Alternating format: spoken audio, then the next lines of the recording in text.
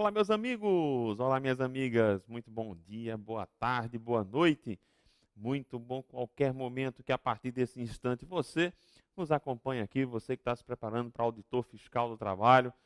Seja bem-vindo mais uma vez, seja bem-vinda mais uma vez à nossa aula de língua portuguesa, última aula do nosso curso, 12ª aula, né? Então, onde você estiver nesse momento, receba aí nosso cordial, fraterno, carinhoso abraço, né? Nós que estamos aqui depois de hoje, né, com a 12ª aula, depois de tanto tempo que nós estamos aí juntos, trocando informações, trocando ideias, né, pensando como estudar melhor essa parte gramatical da nossa língua portuguesa, tá? Então, voltando ao que eu já disse em outras aulas, é importante que vocês agora comecem a estudar, fazer cursos, né, digamos assim, de resolução de questões, que vocês peguem livros, vocês não podem deixar de estudar português. Lembrem-se disso. Eu vou começar a aula dando para vocês, ou transmitindo alguns, digamos assim, conselhos, porque a gente vai, em tese, terminar aqui. Mas você vai continuar aí sua jornada, você vai continuar a sua luta, né? E você também não sabe se vai passar nesse concurso. Deus queira que passe. Mas, professor, e se eu não passar? Continua a jornada, continua a luta e não pode se descuidar de quê? Da língua portuguesa. Tem que estudar, fazer questões, resolver questões, tá? Não abandonar. Por quê, Rodrigo? Quando a gente para, a tendência é de a gente esquecer tudo que a gente aprendeu com esforço, com dedicação. Então, mantenha-se firme, mantenha-se constante, né? Mantenha-se estudando, faça seu plano de estudos, se organizem, porque assim eu tenho certeza que vai dar muito certo. Eu não tenho a menor dúvida, certo? Tudo bem? Então, ó, onde você estiver aí, receba meu cordial, fraterno, carinhosíssimo abraço. Eu tenho recebido muitas mensagens de carinho, muitas mensagens de satisfação, de pessoas que estão dizendo, pô, Rodrigo, eu estou aprendendo, estou melhorando o concurso. Isso é muito bom, isso é muito positivo, tá bom? Vamos continuar? Vejam só. Nós paramos na última aula estudando a questão da pontuação, né? Terminamos a última aula falando a respeito, tá, da pontuação do adjunto adverbial. Lembram disso? A gente falou dos adjuntos simples, dos adjuntos locucionais, não é isso? Mostramos algumas questões, como é que os concursos e algumas bancas, elas se comportam em relação à pontuação do adjunto adverbial. Então, vamos dar continuidade ao emprego da vírgula entre termos. Então, saímos do adjunto adverbial, vamos cair aqui agora, olha só. Então, vejam só. A gente continua estudando o emprego da vírgula entre termos, como eu disse a vocês, e agora vamos trabalhar o quê?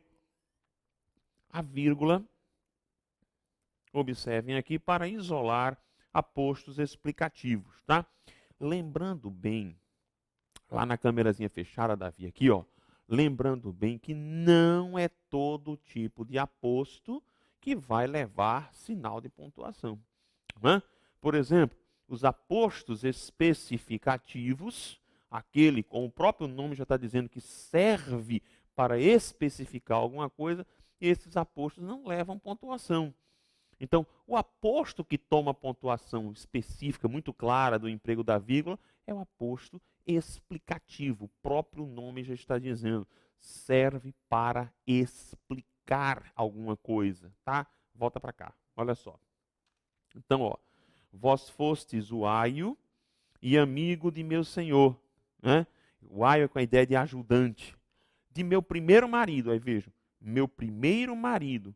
Quem é esse marido? Quem é esse marido?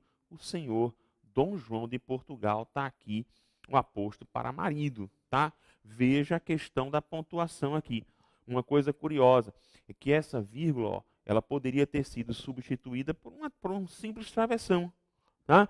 Ou pelo sinal de 2 pontos. Não seria tão comum, mas não teria problema algum. Então, o aposto explicativo vai se diferenciar justamente por esse tipo de pontuação que é bem específica. Quer ver outro? Olha só. O doutor Camargo, vírgula e vírgula, médico e velho amigo da casa, tá aí o aposto explicativo, tá? Presta bem atenção. Aqui eu teria como opções utilizar os travessões ou então colocar esse termo médico e velho amigo da casa entre parênteses. Também seria um tipo de pontuação cabível em se tratando aqui do aposto, certo? Então, ó, estresse zero, bem tranquilo.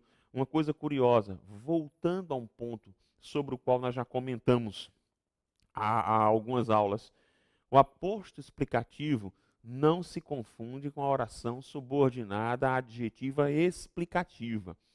Embora haja muita semelhança, mas são coisas distintas. Hoje a gramática mais tradicional prefere separar, dizer que oração adjetiva explicativa é uma coisa e aposto explicativo é outra. Praticamente a distinção se dá pelo fato de o aposto explicativo ser um termo exclusivamente típico do substantivo, tá? E ele, você observa que ele não vem com verbo. O aposto explicativo, na verdade, é um termo desprovido de verbo, porque se tivesse verbo, era uma oração, e se fosse uma oração, seria uma oração subordinada à substantiva apositiva. Fechou? Numa boa? Volta para cá. Para isolar o predicativo do sujeito deslocado dentro da estrutura oracional, presta atenção, quando o verbo não é de ligação. Aqui a gente tem algumas colocações. Primeiramente, professor, eu queria trabalhar com você essa ideia de algo deslocado. Por quê? Porque nós temos uma falsa noção de que tudo que está deslocado dentro de uma estrutura tem que ser pontuado. Isso não é verdade. Isso não é verdade. Nem tudo que é deslocado tem que estar pontuado. Tá? Então, por exemplo, a adjunta adverbial que geralmente aparece deslocado, se ele for pequeno, eu não preciso de pontuação. Tá? Muito cuidado. Por quê, Rodrigo? Porque, veja, ainda que você desloque o sujeito, tá aqui, ó, sujeito e predicado, ainda que eu inverta essa norma, essa regra, aliás, essa regra nesses termos, ainda que o sujeito, ainda que o predicado preceda o sujeito, não vai haver pontuação. Então, cabeça, não é tudo que está deslocado que tem que ter pontuação. Começa por aí. Segundo, isso é uma regra muito interessante, que é a regra que fala do predicativo do sujeito. Vamos mais ou menos ver o que é o predicativo do sujeito. Vem cá. Então, ó, o esquema é mais ou menos o seguinte. Imagine que eu queira falar assim. Ó, imagine, vamos fazer uma estrutura bem bobinha, viu, gente? Eu digo assim, ele não, vamos dar um nome aqui, fica um negócio tão impessoal, né? Vamos usar aqui o ele não, vamos usar aqui João. Pronto. Eu digo assim, João chegou e estava cansado, tá? Veja, eu posso pegar essa estrutura e em vez de falar assim, eu posso falar simplesmente assim, ó. João chegou cansado. Veja, tanto aqui na primeira quanto na segunda, prestem bem atenção. Esse termo cansado vai desempenhar a função predicativa, que é uma função de qualificação. Não se esqueçam, a função predicativa é uma função de qualificação. Vejam que claramente na número 1 em cima, eu tenho aqui a presença do verbo de ligação. O que na segunda, aí você faz, na segunda não tem verbo de ligação. Não é assim que a gente entende. Na segunda, o verbo de ligação está implícito, ele não aparece explicitamente na estrutura. Entenderam? Por isso que, por uma questão de economia textual, em vez de eu usar o VL, eu passo a fazer o quê? Eu faço a omissão do VL e empurro o predicativo direto. Então, João chegou cansado. Muito bem. Isso aqui é a ordem. O que é que pode acontecer aqui, professor? Eu posso inverter para dar ênfase para o predicativo. Eu vou dar relevo a esse predicativo. O que é que eu faço? Assim, vem cá. Eu venho aqui e ponho esse predicativo no início da estrutura. Aí, em vez de dizer João chegou cansado, eu vou dizer assim, cansado, João chegou.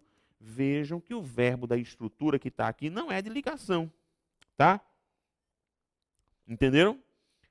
Não é de ligação. Como como eu fiz essa anteposição, o que é que a norma diz? Que para isso eu sou obrigado a utilizar uma vírgula para isolar esse predicativo. Então eu passo a dizer, cansado, João chegou. Então essa é a ideia da regra. Essa é a ideia da regra. Obviamente que eu estou usando uma estrutura muito boba, bem simplória aqui. Óbvio que as estruturas que o concurso utiliza geralmente são estruturas mais longas, maiores, mas a ideia é a mesma. Então vamos dar uma olhadinha aqui no exemplo. Olha só. Olha só. Triste com a notícia, o rapaz deixou a sala em silêncio. Veja que a ideia é: o rapaz deixou a sala em silêncio e estava triste com a notícia. Matei tudo, puxei o predicativo para o início. Está aqui o predicativo do sujeito. Veja que o verbo não é de ligação. Né? Na verdade, eu tenho aqui um verbo que é transitivo direto. Tá? Portanto, essa vírgula se faz obrigatória. Veja esse outro exemplo. O governo, contente com a redução da inflação, então veja que esse contente com a redução da inflação é o meu predicativo. Porque a ideia é: o governo interveio junto ao Banco Central e estava contente com a redução da inflação. Mata tudo, desbloqueia o predicativo. Qual o objetivo? Dá ênfase. Daí a utilização das vírgulas para isolar esse predicativo. Ficou claro isso aqui?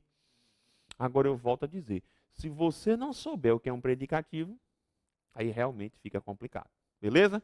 Volta para cá. Outra regra. Tá? Uso da vírgula para separar expressões explicativas, conclusivas, retificativas, interpostas na oração como, isto é, a saber, ou seja, por exemplo, ou melhor, outro sim, com efeito, assim, então, por assim dizer, além disso, ademais. Veja, esses são termos muito usuais para a coesão textual. Quando a gente vai estudar isso aqui em redação, esses são elementos, tá? Há vários nomes, né? São elementos de transição, são elementos de conclusão, tá?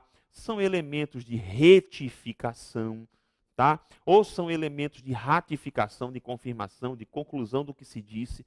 Esses elementos, eles meio que entram dentro do período e eu preciso, para eles, ter uma pontuação. Senão, a coisa vira, né? Vira maluquice. Então, esses elementos, eles aparecem assim, olha para cá. Olha um exemplo bem bobinho aqui para vocês. Mas não, isso é um exemplo da literatura brasileira, olha só. Quaresma fez o Tangolomango, vírgula. Isto é, vestiu uma velha sobrecasaca do general. Então vejam que eu estou utilizando aqui isolamento dessa expressão. Uma curiosidade.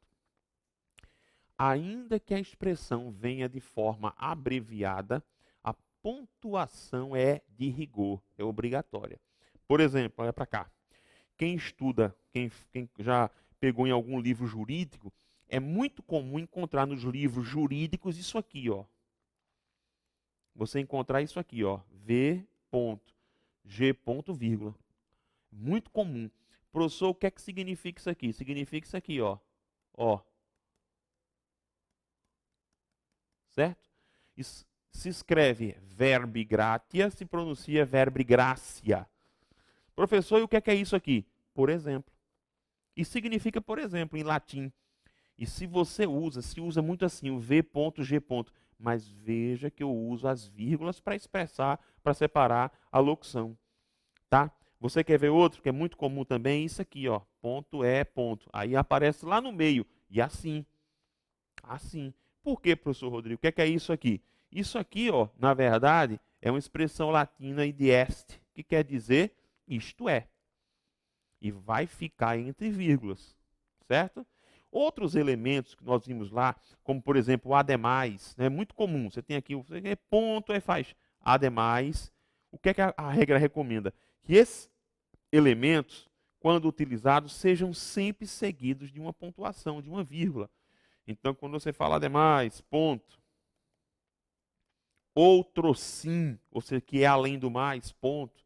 Né? Muitas vezes o portanto. Né? Então vai começar lá o período portanto, vírgula, continua. Muito cuidado, porque muitas vezes esses elementos podem ser deslocados. Tá? Podem ser deslocados. Por exemplo, em vez de eu falar, portanto, o governo deve fazer isso assim, assim, assim, eu posso fazer assim, ó, vem cá.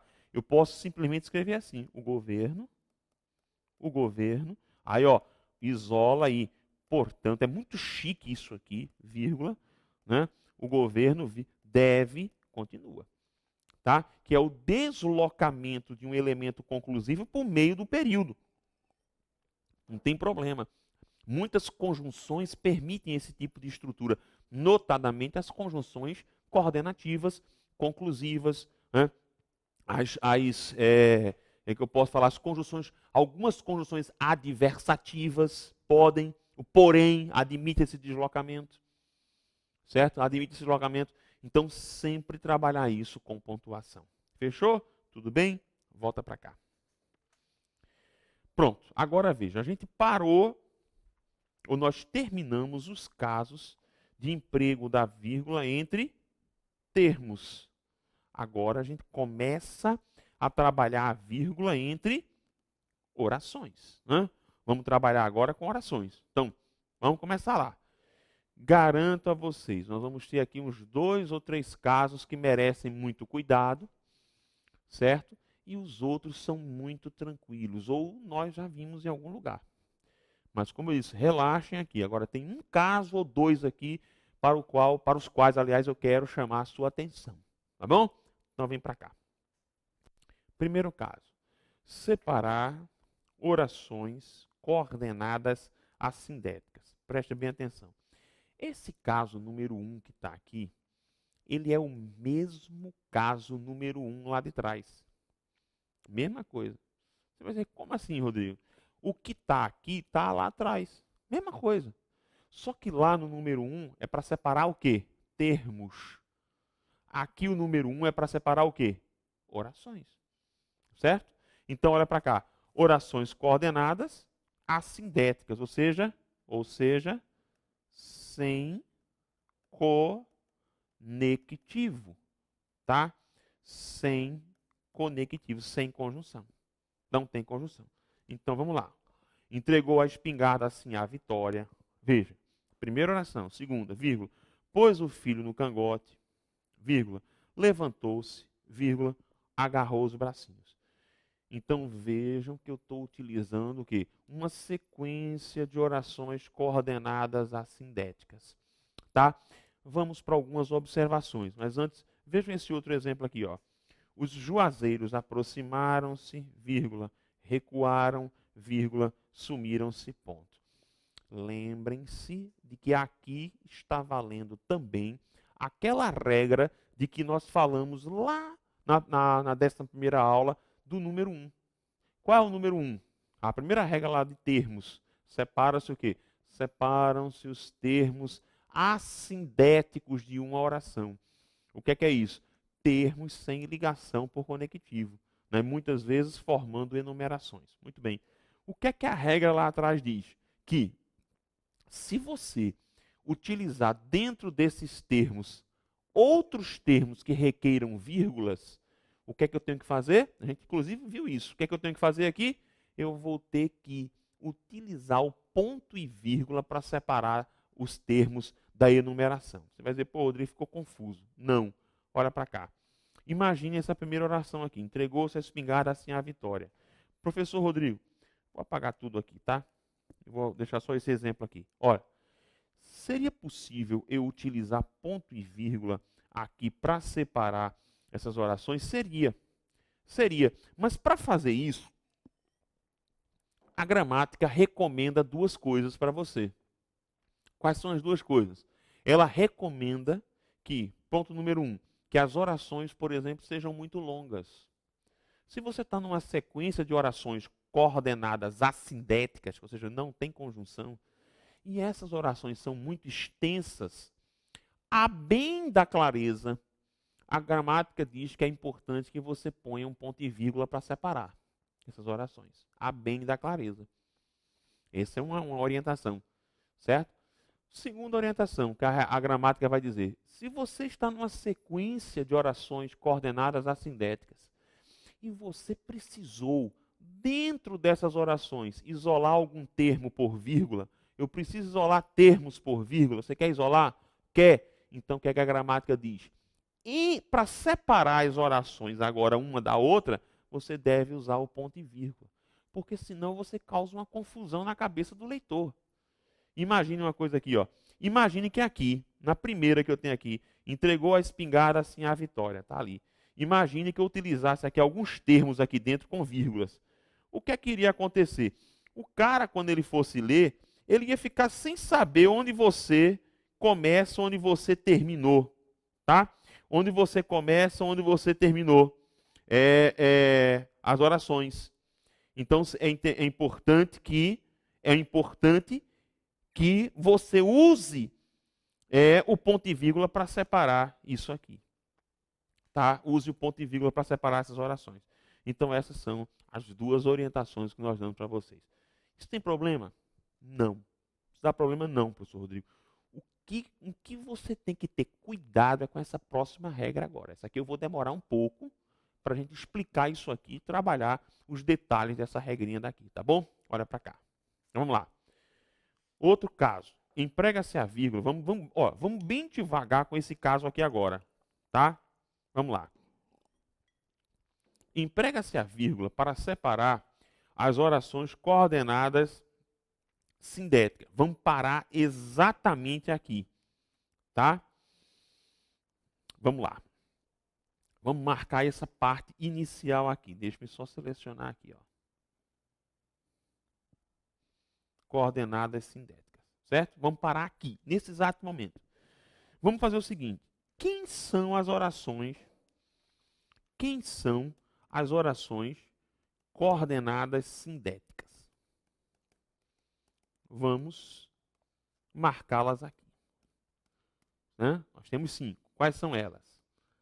As aditivas, as adversativas, as alternativas, as conclusivas e as explicativas, certo?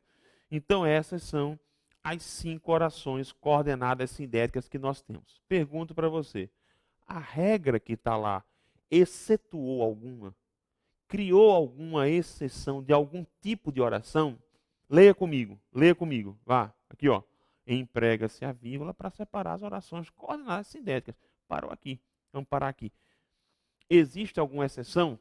A resposta é não. Não existe nenhuma exceção de tipo de oração. Não existe. Isso quer dizer o quê? Volta para cá. Isso quer dizer, ó, que essas bichinhas daqui recebem pontuação. Recebem pontuação. Ou seja, elas precisam receber uma pontuação para separar, para distinguir a oração coordenada sindética da sua oração assindética. Então, vamos fazer o seguinte. Sempre que eu explico esse caso, eu procuro buscar o que eu chamo de paradigma das adversativas. Certo? Vem para cá. Então vamos fazer o seguinte, ó. Tenha um pouco de paciência comigo, ó. Vamos pegar aqui o paradigma das adversativas, certo? Professor, como é esse negócio de paradigma? Eu vou colocar para você aqui 4 exemplos. E nós vamos trabalhar com esses 4 exemplos. Eu vou escrever uma estrutura bem simplesinha, mas não se preocupe, porque é você pegar o princípio. Você não precisa pegar a oração, você pega o princípio. Então vamos lá. Princípio. Eu gosto de uva, mas não aprecio maçãs. Ponto. De novo. Eu gosto de uva. Entretanto, não aprecio maçãs. Terceiro, eu gosto de uva. Não aprecio, porém, maçãs. E o último, eu gosto de uva, não aprecio maçãs com tudo. Certo? Então estão aí as 4 estruturas. Eu queria pedir a você agora que fizesse o seguinte. Tente colocar uma pausa aí no seu vídeo agora. Ponha uma pausazinha no seu vídeo. E eu queria que você agora me dissesse, ou pelo menos tentasse imaginar, como é que ficaria a pontuação desses períodos. Respondam para mim. Como é que é a pontuação disso aqui? Como é que eu devo fazer para pontuar esse negócio aqui? Qual o correto? Então, corta para cá, Davi que está operando aqui. Corta para aí, Davizão. Pensem direitinho. Como é que eu devo fazer? Tá? Vamos começar. Vamos lá começar. Então, vou mudar aqui a tinta da minha canetinha e mostrar uma coisa para vocês. Primeiro, a pontuação que eu vou usar na número 1, que é essa primeira que está aqui, é o que eu chamo de regra geral. É a regra que norteia toda a pontuação das orações coordenadas sindéticas. Então, toda a pontuação vai ser norteada por isso aqui. Agora, vamos lá. O 2, o 3 e o 4, tá? Os exemplos 2, 3 e 4 são, presta bem atenção, pontuações, enfáticas. Ou seja, elas vão ser pontuações para dar ênfase a alguma coisa. Notadamente, ênfase à conjunção. ênfase para a conexão, ênfase para ressaltar o elemento de conexão, tá? Que no caso aqui é um elemento de conexão adversativa. Combinado? Então vamos para cá. Primeira pontuação geral, é isso aqui, ó. Eu chego aqui no número 1, eu gosto de uva, chego aqui e faço isso, ó. Acabou. Essa é a pontuação. Acabou. Eu não tenho mais o que fazer. Uma vírgula antes da conjunção, tá? E acabou. Amores, esta é a regra geral. Entenderam? É isso que vocês têm que usar para todas as orações coordenadas. Professor Rodrigo, mas todas? Todas. Quer dizer que eu posso fazer isso com todas? Todas. Mas, professor Rodrigo, eu acho que o senhor deve estar equivocado. Não estou equivocado. Professor Rodrigo, eu posso fazer isso inclusive com as orações aditivas? Pode. Ah, professor Rodrigo, eu acho que o senhor está errado. Não, não estou. Eu posso fazer isso com as conjunções coordenadas, aliás, com a conjunção coordenada aditiva e pode. Não tem problema. Aí, professor, tem certeza? Tenho certeza absoluta. Você fique tranquilo com isso. Porque a conjunção coordenada aditiva, ela está submetida às mesmas regras que vigem para as demais conjunções. Mas, professor Rodrigo, não tem um negócio aí de sujeito diferente? Calma. Calma. Mas você pode fazer isso. Sem problema algum, você vai ver isso comigo. Entenderam o que eu disse? Não tem estresse nenhum, você vai poder usar essa vírgula. Vamos para as outras agora, olha para cá. Número 2. Eu gosto de uva. Olha só. Eu vou fazer o seguinte, eu vou pontuar todos os períodos aqui. E você vai ficar olhando, tá? Quais são as pontuações? São essas.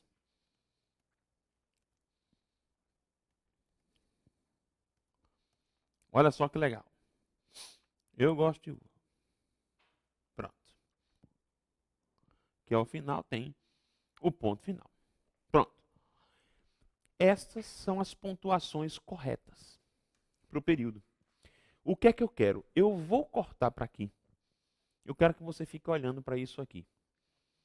Tá certo? Vamos deixar alguns segundos essa tela aqui. E como eu estou no limite do meu bloco, eu vou para a parte 2 da aula. E nós vamos juntos tirar as dúvidas a respeito desses períodos aqui. Combinado comigo, então? Então, ó, fica olhando aqui, nós vamos fechar o bloco. Se você quiser, põe pausa para segurar, porque eu vou esperar mais alguns segundos e a gente vai para a parte 2, tá bom? Davi, pode cortar para cá. Pode deixar aí rolando um pouquinho, o pessoal ir pensando aí, tá bom?